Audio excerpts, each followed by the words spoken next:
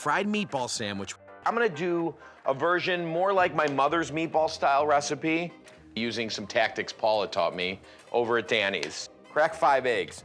Like my mom always said, an egg per pound. It's the perfect ratio for binding all that meat together. Next, 2 cloves of garlic. I was raised with no garlic in my meatballs. My mom never put it in there. Paula put a ton of fresh garlic in, so I'm gonna try to get that nice, pungent, garlicky flavor. Chop it up. Some parsley. Parsley is a must, Italian flat leaf parsley. It was in my mother's and it was in Paula's, so. And of course, my mom's trick to meatballs, fresh grated Pecorino Romano cheese. This is sheep's milk cheese. It's pungent, it's sharp, it's complex. It's meat time. Ground beef, ground veal, and of course, ground pork. Right in there. The ground pork, right, is gonna give you a nice, fatty succulence to it. The ground veal is a sweet, kind of, you know, beefy flavor. And of course, ground chuck. It gives it a beautiful juiciness throughout. Add some of our panko, Japanese breadcrumbs. Let's just sprinkle this, just like Paula said. Back and forth, back and forth. Cherry on top. Whipped cream, fudge, candy bar. Good, there we go. Now, right, let's use them, right? One more step, make a little test patty. We'll let it cook. We're gonna flip it, and we're gonna taste it. Perfect. Pull this off. Perfect. We're making magic here today with our hands. Look at that. Get it gone. Do not overwork it, but that doesn't mean you can't have fun because, because you just don't know when or where people are watching. My wife could be in the other room. So I just start working it a little bit, you know, enticing her with my moves. Well, I think I pulled a rib. And I'm back. All right, so just make sure the food is still being treated nicely. Right on there. Nice and golden brown. We want to cook them all the way through. Make sure they get crusty on the outside, but nice and tender and soft on the inside. These babies look ready to be flipped. And that's why we call it the fried meatball sandwich. We get more surface area by flattening it.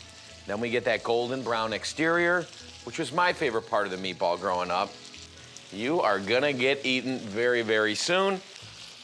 Let's get our bread. Oh, we got our ciabatta rolls. Look at those big, beautiful, fresh babies right there. Put 2 slices of provolone on each end, threw them in the oven. Not only do we melt the cheese, but we softened up the bread as well. We have our marinara sauce here. I'm using something I just pulled out of the freezer. I always have some on hand. You can use your favorite jarred sauce, favorite store brand sauce. We're gonna ladle a little bit on top, and then we're gonna do a little side of dipping sauce. All right, and next, in the top, is our homemade Giardiniera.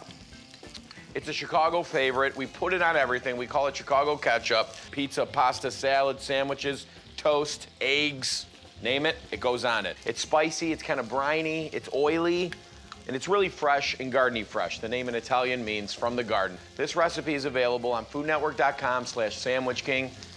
I gave it to Lorenzo at 3 months old. Look at him now, the kid's like 4 foot tall. He's beautiful, he's a monster. These are feeling good. Now let's get ready for the sandwich build. You gotta prepare yourself mentally and physically. Make sure your hands are dexterous and warm, ready to handle such soft, tender, delicious ingredients. I'm gonna start with 2. Oh, that one's nice. That one's nice. I'm trying to decide. That's the guy right there. Beautiful. Right on top. You can kind of see some of that juice starting to poke out a little bit. That means we're done. We are good to go. We got my marinara here. We're putting a little bit on for some color. Oh, look at that, huh? Tell me you don't want to make a bucket of this and put it on everything.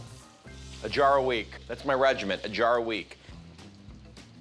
Now, right? This is this time, we do this, right? What's this? What is that? That's called the toppage. Oh, melty, cheesy provolone. Nobody's got to know about that. That's between you and me. All right, these are done and ready to taste. I'm gonna cut it with a little diagonal, right? A little flare. Nothing wrong, a little flair. Now this not only makes it easier to eat, but it's my favorite art on the planet.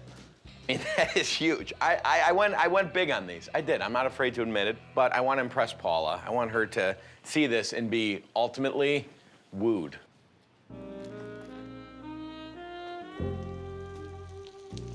It's so juicy. And it's so soft, like the meatball's soft. Nothing's getting lost in there.